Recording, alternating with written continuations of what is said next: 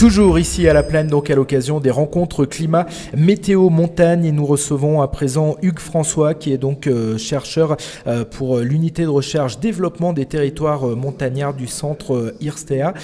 Hugues, bonsoir. Bonsoir. Alors merci d'être avec nous. Expliquez-nous un petit peu ce sur quoi vous travaillez, en gros la modélisation des domaines skiables. Oui, alors c'est un objet assez complexe. Ouais.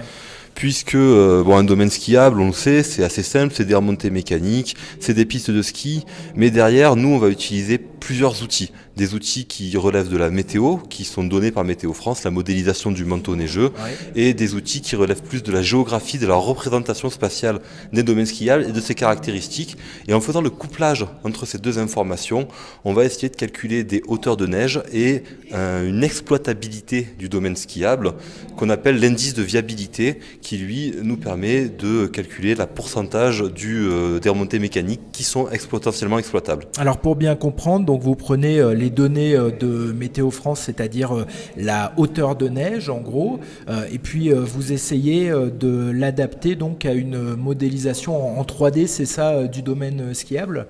C'est complètement ça.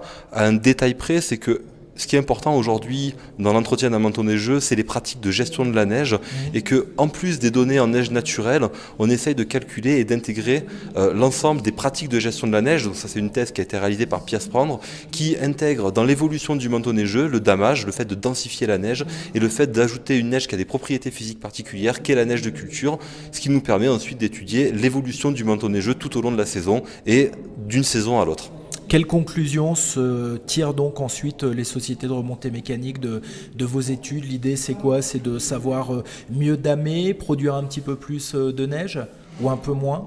Alors aujourd'hui, on en est à un stade où l'idée c'est quand même plus d'arriver à faire un modèle qui cale déjà avec les pratiques connues des stations de sport d'hiver, et ensuite c'est d'intégrer des données de projection climatique à moyen ou long terme. C'est-à-dire que par rapport à ce qu'a pu présenter Samuel Morin sur Prosno, où on est directement dans l'opération, dans l'opérationnalité, nous, on va essayer plutôt d'intégrer des modifications d'aménagement. Comment est-ce que je répartis les remontées mécaniques sur mon domaine skiable ? D'accord. Quel secteur il faut préférer plutôt qu'un autre en fonction des conditions d'enneigement.